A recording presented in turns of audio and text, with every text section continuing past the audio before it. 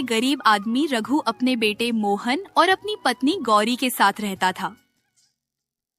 इसका एक छोटा सा खेत था जिसमें वह मेहनत करके अपना घर चलाता था, लेकिन वह एक नंबर का लालची किसान था कि मन में लालच कूट कूट के भरा था।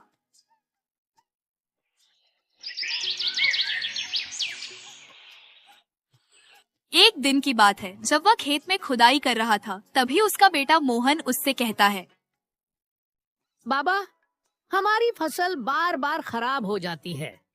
पड़ोसी रामस्वरूप की फसल तो कितनी हरी भरी होती है। क्या हमारी फसल कभी उनके जैसी नहीं होगी? बेटा, मेहनत से जो मिलता है वही सबसे अच्छा होता है। लालच मत कर, जितना अपने हिस्से में है उसी में संतोष रख। तू देखना, हमें हमारी मेहनत का फल जरूर मिलेगा। लेकिन बाबा, अगर हमारी फसल अच्छी नहीं होगी तो हम पूरे साल कैसे चलाएंगे? वैसे भी हमारे घर का खर्चा बहुत ज्यादा है। भगवान ने मेहनत करने के लिए हाथ दिए हैं, किस्मत का रोना रोने के लिए नहीं। बस कड़ी मेहनत करते रहो। बस मुझे भगवान पर भरोसा है कि वह हमें ज्यादा दिन उदास नहीं रखेंगे, क्योंकि भगवान के घर में देर होती है, अंधेर नहीं।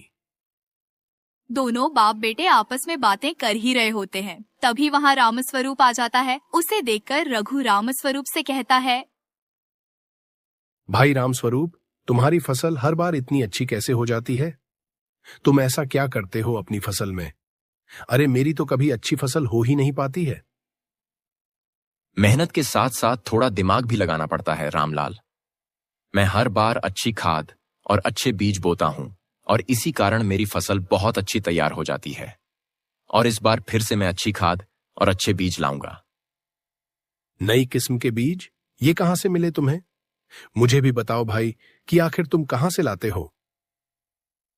शहर में एक व्यापारी आया था। उसने बताया कि ये बीज आम बीजों से कई गुना ज्यादा उपज देते हैं। मैंने महंगे थे पर खरीद लिए। और तुमने तो देखा था ना कि कितनी अच्छी फसल हुई थी, इसीलिए मैं वहीं से बीज ले आता हूं। अगर मैं भी ऐसे बीज ले आऊं तो मेरी फसल भी तुम्हारी तरह अच्छी तैयार होगी। क्यों भाई रामस्वरूप? हाँ भाई, तुम्हारी फसल भी बहुत अच्छी तैयार होगी। इसका मतलब मैं कुछ ही दिनों में अच्छी फसल करके अच्छा मुनाफा कमाऊंगा और जल्द ही अमीर बन जाऊंगा। रामलाल के मन में लालच का पहला बीज पड़ चुका था और उसके मन में अच्छा लालच जागने लगता है।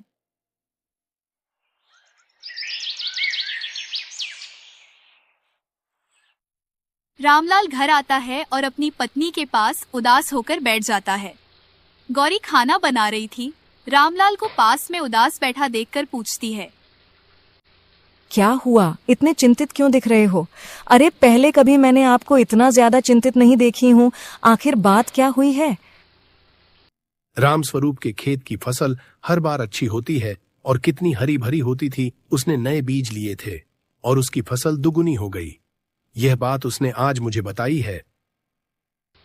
पर वो बीज महंगे थे ना? हमारे पास इतना पैसा कहाँ है जो हम लोग वह बीज खरीद सके?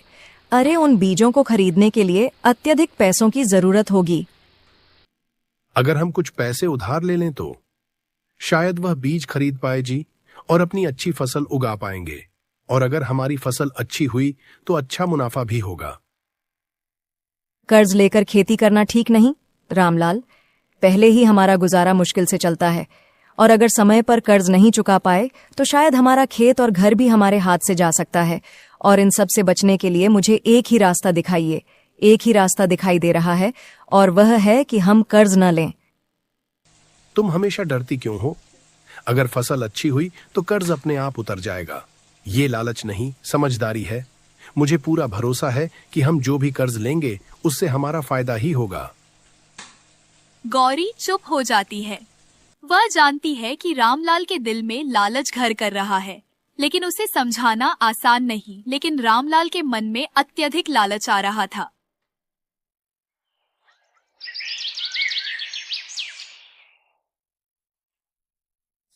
रामलाल अपने गांव के साहूकार के घर के लिए जाता है। गणपत लाल एक अमीर आदमी है जो गांव के कई किसानों को ऊंची ब्याज दर पर कर्ज देता है, लेकिन आप रामलाल भी उसी के पास गया था। अरे रामलाल भाई, आज इधर कैसे आना हुआ? कुछ काम है क्या? मुझे थोड़े पैसे चाहिए खेती के लिए, क्योंकि मुझे इस बार अच्छी फसल उगानी है और अच्छा मुनाफा कमाना है। हाँ, तुम्हें पैसे तो मिल जाएंगे, लेकिन पहले तुम बताओ कि तुम्हें कितने पैसे चाहिए, उसी हिसाब से मैं तुम पर ब्याज लूंगा। मुझे तो सिर्फ 2000 रुपए। मैं अगली फसल के बाद लौटा दूंगा, बाकी तुम्हारा ब्याज भी तुम्हें दे दूंगा। अरे तुमने तो कह दिया कि तुम अगली फसल के बाद लौटा दोगे, लेकिन लौटाने की बात तो बाद में होगी, लेकिन ब्याज का क्या ख्याल है? मेरा नियम है, जो लेगा उसे 2 गुना लौटाना होगा। 2 गुना तो बहुत ज्यादा है। अरे कुछ काम कर लो। पैसा ऐसे ही नहीं मिलता रामलाल, सोच लो। चाहो तो खेत गिरवी रख सकते हो, और ब्याज में कोई कमी नहीं करूंगा। अगर तुम्हें पैसे लेने हैं तो ले लो, वरना जाओ यहां से।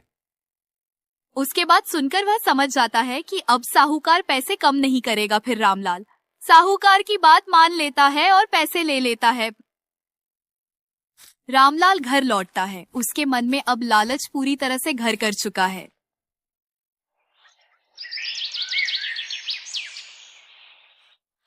क्या हुआ? तुमने उधार ले लिया? मुझे तो तुम्हें देखकर ऐसा ही लग रहा है कि तुमने उधर तो ले ही लिया होगा। हाँ, लेकिन अब हमारी फसल भी रामस्वरूप से अच्छी होगी। बस एक बार ये बीज बो दूं, फिर देखना हम अमीर बन जाएंगे, और फिर हमें किसी चीज की कोई दिक्कत नहीं होगी। हमें जो भी जरूरत होगी वह तुरंत ले सकेंगे। गौरी कुछ नहीं कहती, पर उसके चेहरे पर चिंता की लकीरें और गहरी हो जाती है।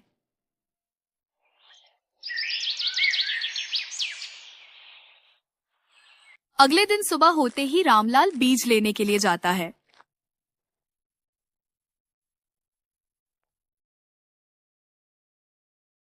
आइए किसान जी, क्या खरीदना है? मेरे पास अच्छी उपज वाले बीज हैं। जो भी एक बार मेरे पास से ले जाता है तो उसकी फसल बहुत अच्छी तैयार हो जाती है।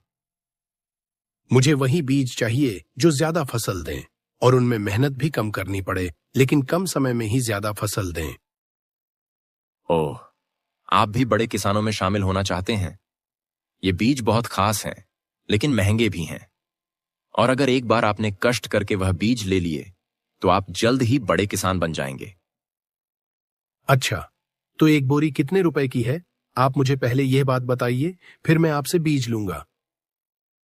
एक बोरी 2000 रुपए की, लेकिन फसल बहुत अच्छी तैयार होगी।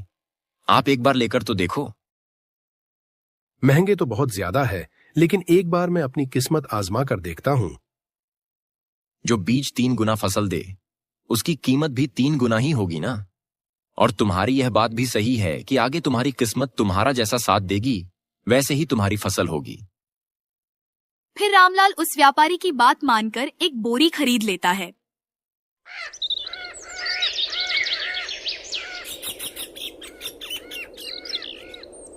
और घर में लाकर रखता है। फिर अपने बेटे से कहता है,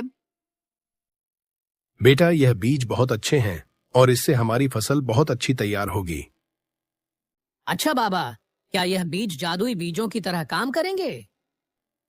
बेटा, ये जादू से भी बढ़कर है। कुछ ही महीनों में देखना हमारा खेत लहलहा उठेगा और रामस्वरूप की फसल से भी अच्छी फसल होगी।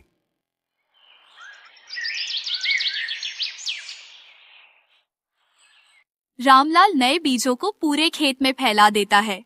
वह पुरानी विधियों की जगह नए बीजों और व्यापारी के बताए उर्वरकों का इस्तेमाल करता है। कहीं ये नए बीज हमारे खेत को नुकसान न पहुंचा दें, और आपने उस व्यापारी की बात पर तुरंत भरोसा भी कर लिया था। ये भगवान, पता नहीं अब क्या होगा, फसल अच्छी होनी भी या नहीं। तुम हमेशा बुरा ही क्यों सोचती हो? रामस्वरूप की फसल देखी थी ना? बस कुछ ही महीनों में हमारा भी वैसा ही होगा। और व्यापारी कभी भी झूठ नहीं बोलते हैं। वह अपनी फसल तैयार करते हैं और उसके बाद जोरों से बीज बेचते हैं। गौरी चुप हो जाती है, लेकिन उसका मन अब भी आशंकाओं से भरा हुआ है।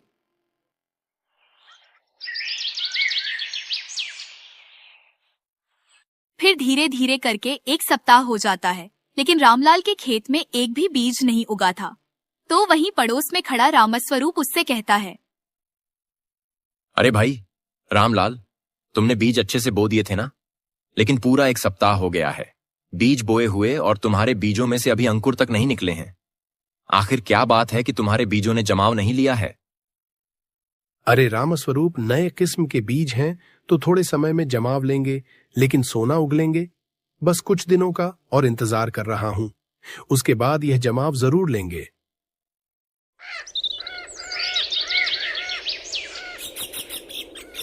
ऐसे ही धीरे धीरे पूरा 1 महीना बीत जाता है, लेकिन रामलाल की फसल नहीं उगी। पास हो गया था कि उसे खराब बीज मिले हुए थे। हे भगवान, तेरा कैसा अन्याय है। मैंने सोचा था कि यह फसल अच्छी तैयार हो जाएगी तो मैं 1 पैसे वाला आदमी बन जाऊंगा और मुझे यह गरीबी भी नहीं झेलनी पड़ेगी। लेकिन आपने मेरे साथ बहुत गलत किया है, मेरे बीजों को ही नहीं उगने दिया है। अब मैं क्या करूंगा और अपने घर में अपनी बीवी और अपने बच्चों को क्या मुंह दिखाऊंगा? और फिर मैं साहूकार का पैसा कैसे वापस कर पाऊंगा? अब मुझे तो ऐसा लग रहा है कि मेरा खेत भी मेरे से कर्ज पर छीन लिया जाएगा। अब रामलाल को बहुत चिंता और दुख हो रहा था कि उसने एक तो पैसे कर्ज पर लिए थे और दूसरी उसकी फसल भी नहीं उगी।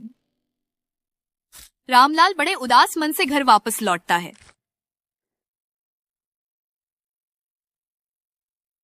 जब वह घर पहुंचता है तो उदास होकर बैठ जाता है। उसे उदास बैठा देखकर गौरी पूछती है, अरे जी, हमारी फसल अच्छी तैयार हुई है ना, लेकिन आप मुझे बहुत उदास दिखाई दे रहे हो। आखिर क्या बात हुई है? अरे गौरी, मैं तुम्हें क्या बताऊं। अरे सब कुछ बर्बाद हो गया गौरी, हमारी फसल नहीं उगी है और अब तो मुझे पूरा विश्वास हो गया है कि वह बीज ही खराब थे। लेकिन आप मुझे कुछ समझ में नहीं आ रहा है कि मैं क्या करूंगा। साहूकार के पैसे कैसे वापस करूंगा और फिर दोबारा फसल को कैसे उग पाऊंगा? और कहीं ऐसा ना हो कि साहूकार हमारा खेत हमसे कर्ज के रूप में छीन ले। मुझे तो पहले ही उन बीजों पर शक था, इसीलिए मैं तुम्हें मना कर रही थी, लेकिन तुमने मेरी बात नहीं मानी। और अब यह तो कहीं है कि हमारा खेत हमसे साहूकार छीन ही लेंगे, क्योंकि अब तुम उनके पैसे किसी भी तरह से नहीं वापस कर सकते हो। मैंने सोचा था हम अमीर बन जाएंगे, लेकिन सब कुछ चला गया। शायद तुम बिल्कुल ठीक कह रही थी। अगर मैं तुम्हारी बात मान ली होती तो शायद आज मुझे एक दिन नहीं देखना पड़ता। दोनों पति पत्नी बहुत चिंतित हो जाते हैं और अब उनके समझ में कोई रास्ता नहीं आ रहा था। शाम को गांव की चौपाल पर कई किसान एक साथ इकट्ठे बैठे और खड़े थे। तभी साहूकार का आदमी रामलाल से कहता है, अरे भाई रामलाल, मालिक ने तुम्हें याद किया है जो तुम कर्ज पर पैसे ले आए थे। वह पैसे अब चुकाने का समय आ गया है, तो तुम मेरे साथ चलो और साहूकार जी के पैसे लौटा दो। रामलाल के माथे पर पसीना छलक आता है। आसपास बैठे किसान उसकी ओर देखने लगते हैं। रामलाल भाई, तुमने बिना सोचे समझे बहुत बड़ा कदम उठा लिया था। अब तुम्हारे साथ कुछ ना कुछ बड़ी अनहोनी होने वाली है, क्योंकि साहूकार जिसे भी अपने पास बुलाते हैं या तो उससे अपना कर्ज वसूल लेते हैं या उसका खेत उससे छीन लेते हैं। भाई, मेरे पास कोई दूसरा रास्ता नहीं था। जो बीज आपने बताए थे उन्हीं को लेने के लिए मैंने साहूकार जी से कर्ज पर पैसे लिए थे, लेकिन उन बीजों ने भी अंकुर नहीं दिए। अब मैं क्या कर सकता हूं?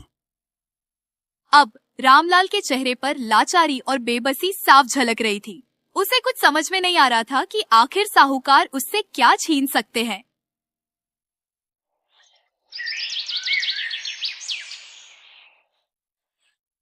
रामलाल साहूकार के पास पहुंचता है तो साहूकार रामलाल से कहता है, और भाई रामलाल, तुम्हारी फसल कैसी हुई है? अच्छी हुई है ना? साहूकार जी, सब बर्बाद हो गया, कुछ नहीं रह गया मेरे पास। मैंने जिन बीजों को अपने खेत में बोया था वह बीजा खराब निकल गए और उनमें अंकुर ही नहीं आए। ओह, बर्बाद हो गया? तो क्या मैं भी अपना कर्ज भूल जाऊं? शायद तुम यही बात कहना चाहते हो ना रामलाल? नहीं साहूकार जी, मैं आपसे यह नहीं कह रहा हूं कि आप अपना पैसा भूल जाइए। मैं तो बस आपसे यह कहना चाहता हूं कि आप मुझे बस थोड़ा और समय दे दीजिए, मैं मेहनत करके चुका दूंगा। नहीं, मैंने तुम्हें 2000 रुपए उधार दिए थे और मेरा नियम है 2 गुना लौटाना होगा। 4000 रुपए चाहिए मुझे, और मुझे तुमसे कुछ नहीं चाहिए। 4000? साहूकार जी, इतनी जल्दी मैं कहां से लाऊंगा? मेरे पास तो इस समय फूटी कौड़ी तक नहीं है, तो मैं अभी आपको 4000 रुपए कैसे दे पाऊंगा? अगर पैसे नहीं हैं तो खेत दे दो, बस मेरा कर्ज माफ हो जाएगा और तुम्हें मेहनत भी नहीं करनी पड़ेगी। नहीं साहूकार जी, मैं आपसे यह विनती करता हूं कि आप मेरा खेत मुझे मत लीजिए, क्योंकि वही मेरी कमाई का जरिया है और उसी से मेरी रोजी रोटी चलती है। बस मैं आपसे यही कहना चाहूंगा कि आप मुझे बस कुछ दिन का समय दे दो, फिर मैं आपके पैसे लौटा दूंगा। देख रामलाल, मैंने आज तक किसी पर भी रहम नहीं किया है और ना ही उसे थोड़ा भी समय ज्यादा दिया है, लेकिन मैं तुझ पर रहम करता हूं और तुझे कुछ दिनों का समय दे रहा हूं। अगर तूने अपने खेत में किसी भी फसल के बीज बो दिए तो मैं तुझे कुछ दिन का समय और दे दूंगा, ताकि तेरी फसल भी अच्छी तैयार हो जाए। फिर तू मेरे पैसे मुझे दे देना। साहूकार की बात सुनकर उसकी आंखें चमक उठती है, क्योंकि उसके पास एक आखिरी मौका था जो उसका खेत उसके पास से नहीं जाएगा। अगर वह मेहनत करेगा तो फिर रामलाल साहूकार से कहता है, साहूकार जी, आपका बहुत बहुत धन्यवाद जो आपने मुझे कुछ दिन का समय और दिया। साहूकार जी, अब मैं खूब मेहनत करूंगा और अच्छा पैसा भी कमाऊंगा, लेकिन लालच नहीं करूंगा। रामलाल खुशी खुशी घर वापस लौटता है।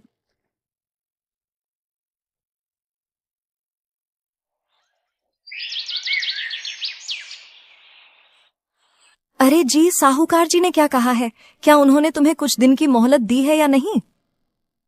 अरे गौरी, साहूकार जी ने मुझे कई दिनों की मोहलत दी है और उन्होंने कहा है कि मैं अपने खेत में किसी भी फसल के बीज बो दूं तो वह मुझे और ज्यादा दिनों की मोहलत दे देंगे। अच्छा, तब तो बहुत अच्छी बात है। लेकिन अब तुम कड़ी मेहनत से काम करना और लालच बिल्कुल भी मत करना, तभी ये काम हो पाना संभव है।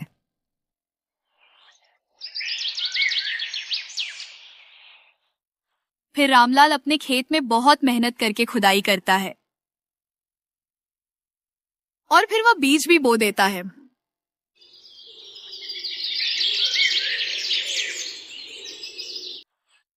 कुछ महीनों के बाद उसकी फसल बहुत अच्छी तैयार हो जाती है। हे भगवान, तेरा लाख लाख शुक्रिया जो तूने इस बार मेरी फसल बहुत अच्छी कर दी है। अब मैं साहूकार जी के पास जाता हूं और उनसे इस फसल के बारे में बात करके देखा हूं।